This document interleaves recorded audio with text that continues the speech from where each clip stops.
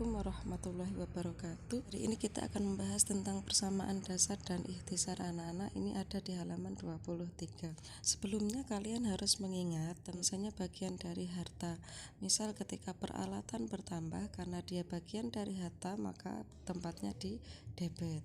Ketika berkurang maka di kredit dan begitu seterusnya. 3 Oktober Roni menyetor investasi uang 10 juta. Karena uang itu berarti tunai, maka pengaruhnya ada pada kas. Kas bertambah tempatnya di debit 10 juta. Dan dia menyetorkan ruko. Jadi rukonya atau gedungnya juga bertambah. Gedung bertambah tempatnya di debit. Kok bisa, Bu? Coba dilihat di sini. Gedung adalah bagian dari harta, ketika bertambah dia di debit. Paham ya? Oke. Karena dia adalah investasi, maka itu adalah modal. Logikanya ketika dia memberikan investasi atau menyetor, maka modalnya bertambah.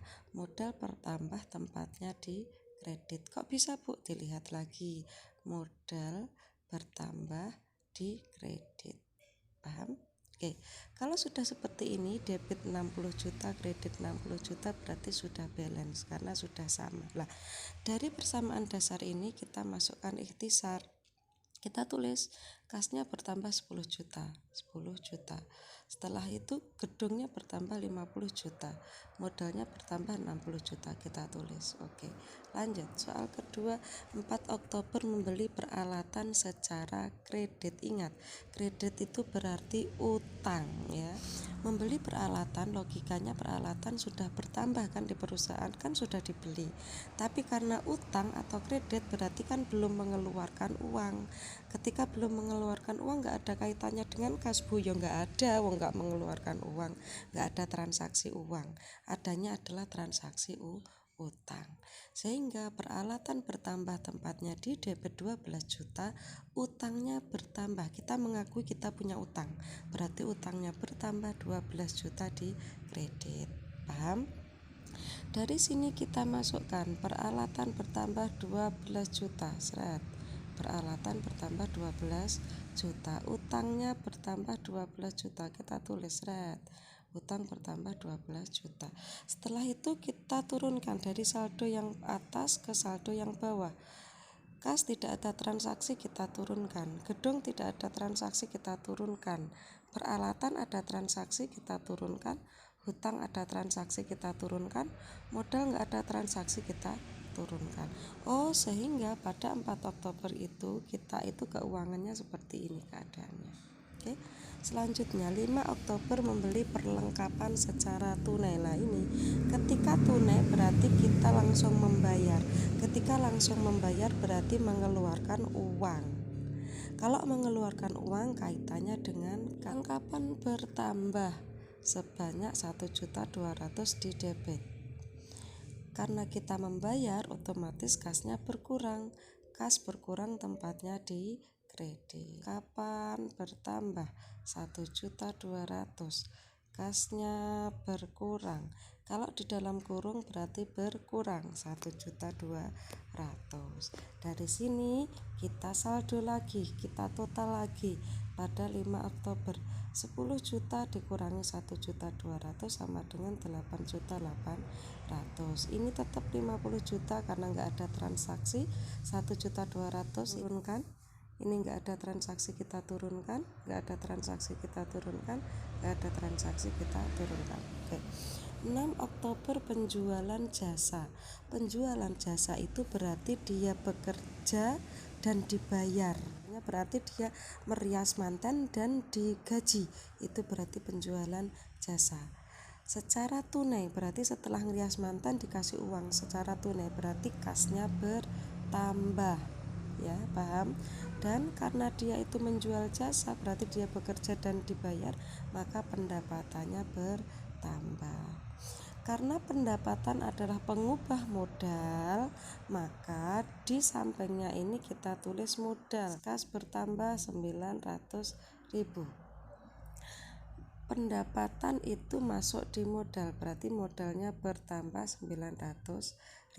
Oke, yang termasuk pada pengubah modal itu ada pendapatan, setelah itu beban beban, setelah itu pref, dan yang lainnya nanti akan saya jelaskan. 7 Oktober membeli peralatan 3 juta, perlengkapan 600.000, dibayar 2 juta, sisanya dibayar kemudian. Berarti gini, dia beli peralatan 3 juta dan perlengkapan 600, berarti total blonjone tok itu adalah 3.600.000. Tapi ternyata dia itu hanya membayar 2 juta.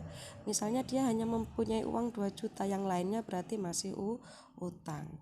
3.600.000 dibayar 2 juta, berarti utangnya adalah 1.600.000. Paham nggih? Karena membeli peralatan berarti peralatannya bertambah. Kita tulis peralatan bertambah di debit 3 juta.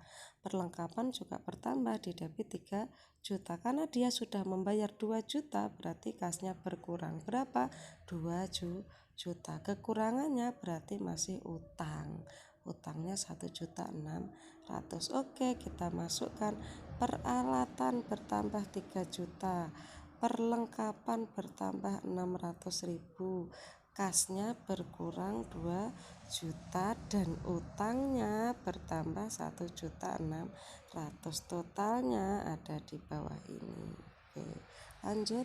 8 Oktober penjualan jasa secara tunai, berarti bekerja rias manten misalnya, setelah itu dibayar 1.600.000.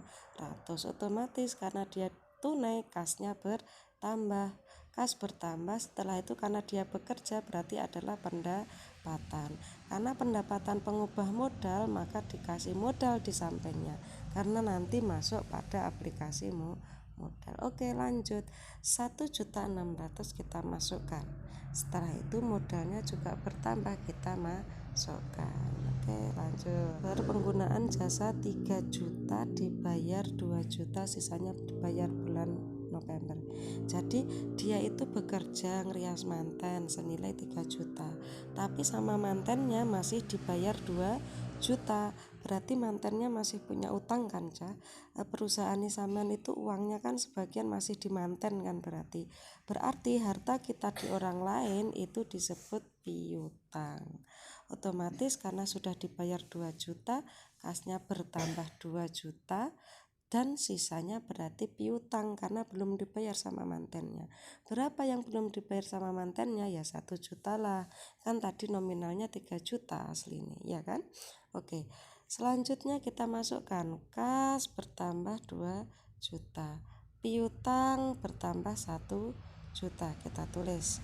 Setelah itu karena ini adalah pendapatan pengubah modal, kita masukkan modal bertambah 3 juta. Pelunasan utang kreditur berarti pelunasan utang, berarti sebelumnya dia punya utang, habis itu dilunasi atau dicicil.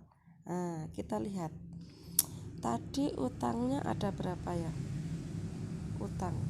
Ini dia punya utang 12 juta kan, terus tambah lagi utangnya 1.600.000, berarti utangnya ada 13.600.000. Pada tanggal 10 Oktober itu dilunasi 6 juta. Kita lihat dilunasi 6 juta, berarti utangnya berkurang. Samen bayar utang itu kan pakai duit, berarti pakai kasnya berarti berkurang. Kas berkurang, kita tulis 6 juta. Karena utangnya sudah dibayar, berarti utangnya berkurang 6 juta. Berarti sampai tanggal 10 Oktober saldonya dari 11 juta dikurangi 6 juta tinggal 5.300.000. Ini turun. Terus ini hutangnya dari 13.600.000 wis disaur 6 juta, berarti tinggal 7.600.000. Ini turun. Oke. 11 Oktober membayar beban gaji 1.200.000, beban listrik 1.120.000 dan lain-lain 230. Lain-lain itu banyak ya, misalnya beban listrik, beban PDAM, beban internet, beban iklan, pokoknya yang bersifat periodik per bulan, per tahun itu berarti masuk pada beban. Karena beban adalah bagian dari pengubah modal, maka di depannya dikasih keterangan modal seperti itu. Karena nanti beban ini uangnya masuk pada modal. Oke, kita tulis beban gaji, beban listrik, dan lain-lain.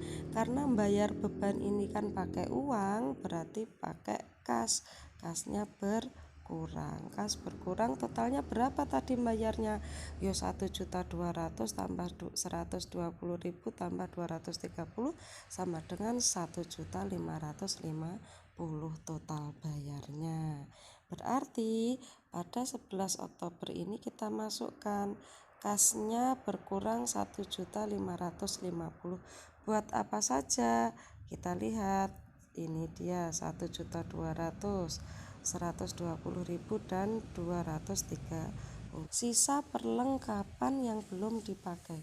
Sisa perlengkapan yang belum dipakai berarti kalau tadi perlengkapannya ada 1.800.000 dan sisanya adalah 600, berarti ada yang hilang toh, ada yang berkurang toh. Berkurangnya berapa? 1.800 dikurangi 600, ada berapa yang hilang? 1.200.000. Karena perlengkapan itu biasanya aktiva lancar, sering entek, gampang entek, hampir bersifat periodik, maka perlengkapan diakui sebagai beban. Beban perlengkapan 1.200.000. Pengimbangnya apa? Pengimbangannya ya perlengkapan berkurang 1.200.000. Karena beban adalah bagian dari modal, kita masukkan modalnya berkurang 1.200.000. Berarti pada 12 Oktober kasnya tinggal 3.750.000, piutang 1 juta, gedung 50 juta, perlengkapan tinggal 600.000, peralatan 15 juta, hutangnya tinggal 7.600.000 dan modalnya tinggal 62.750.000. Oke, secara keseluruhan pedasnya tadi dari soal yang ini sampai bawah, kalau kita total pedasnya adalah 91.050.000 untuk debitnya, kreditnya juga 91.050.000, berarti sudah balance. Oke. Ikhtisar ini kita bisa mengetahui, oh ternyata di akhir bulan kas kita itu tinggal 3.750.000, piutangnya tinggal 1 juta, gedungnya 50 juta, oh perlengkapannya tinggal 600.000 dan seterusnya. Di sini kita bisa mengetahui oh harta kita itu masih sekian loh. Harta itu kan aktiva. Aktiva itu apa saja? Kas, piutang, gedung, perlengkapan, peralatan. Ini kita total semuanya. Kita total, oh ternyata harta kita itu ada 70.350.000. Pasifannya apa saja? Harus balance, harus sama. Ketika di total hutangnya sama, modalnya sama, 770.350.000. Karena sudah sama, sudah balance, insya Allah sudah betul. Oke anak-anak, paham gak kira-kira sedikit tentang hitungan-hitungan ini? Sampai jumpa minggu depan. Tetap semangat, tetap sehat. Wassalamualaikum warahmatullahi wabarakatuh.